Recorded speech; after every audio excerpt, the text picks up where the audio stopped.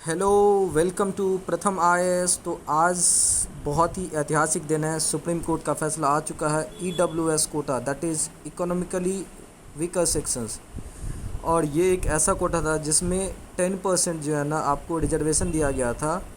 जो forward cast होती है उसमें जो पुअरेस्ट ऑफ द पुअर था, ठीक है, जो गरीब से गरीब लोग थे, एक तरीके से बोल सकते हो फॉरवर्ड में, उसमें 10% जो है ना कोटा दिया गया था जॉब एंड जो गवर्नमेंट इंस्टीट्यूशंस है उसमें एडमिशन्स के लिए, ठीक है।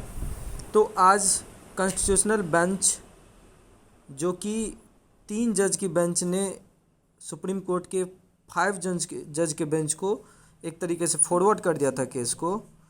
उन्होंने अपनी फैसला 3-2 मतलब मेजोरिटी से जो है यहाँ पे इस पार्टिकुलर ईडब्ल्यूएस कोटा, जो सेंट्रल गवर्नमेंट ने स्टेट को बोल दिया था कि आप अपने स्तर से इस 10% को अपने अपने स्तर से सेलेक्ट कीजिए और फिर उसे आप ईडब्ल्यूएस कोटा दे सकते हैं। तो आप देखते हैं यहाँ पे अभी की जो करेंट हमारे कंट्री की जो chief justice of India U Lalit ji और जस्टिस एस रविंद्र भट्ट जी, इन्होंने इस पार्टिकुलर कोटा को रिजेक्ट कर दिया। बोला कि ये जो अमेंडमेंट था एक तरीके से 103rd amendment, constitutional amendment bill जो 2019 में लाया गया था, वो एक तरीके से आप बोल सकते हो वाइड है, नली एक तरीके से कॉन्स्टिट्यूशन को वायलेट कर रहा है यहाँ पे।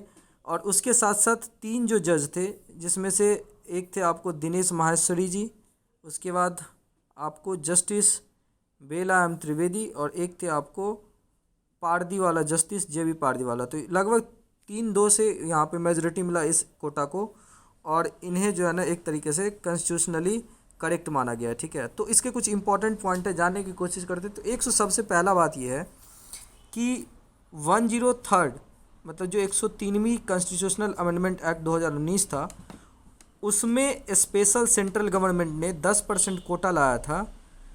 और उस पार्टिकुलर कोटे के लिए जो है ना संसद ने बाकायदा हमारे कॉन्स्टिट्यूशन में अमेंडमेंट किया था आर्टिकल 15(6) में और आर्टिकल 16(6) में, ठीक है।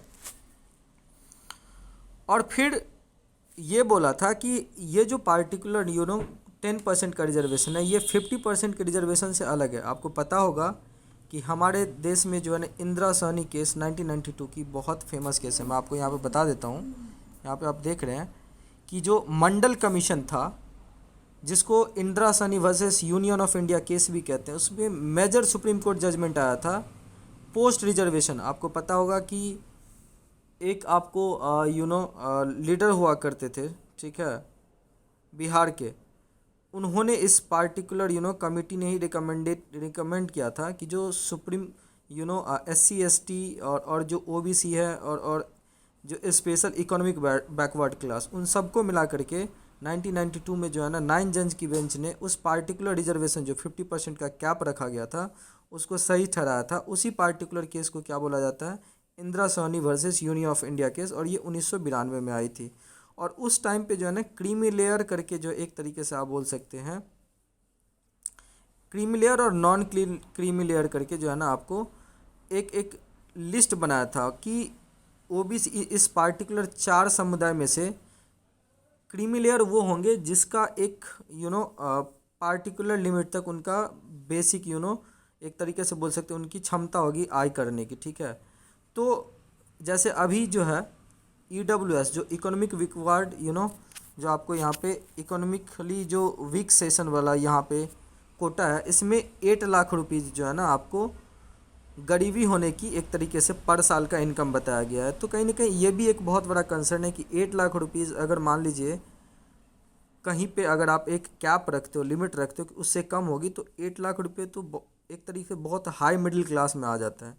तो क्या यहाँ पे एक कंसर्न ये है कि इस कोटा के कारण से जो पेटिशनर है इसके अगेंस्ट में, वो बोलते हैं कि क्या ये 8 लाख रुपीज़ जो है कहीं ना कहीं जो अपर फॉरवर्ड क्लासेस में मिडिल क्लास है उसको एक तरह से फ़ायदा दे रहा है। और इसमें दूसरा इम्पॉर्टेंट क्या है कि इस पार्टिकुलर EWS कोटा में 50% वाले जो पहले लोग हुआ करते थे, जैसे OBC में हो गया आपको या SC ST में, उनको इससे एक्सक्लूड करके हटा करके रखा गया है।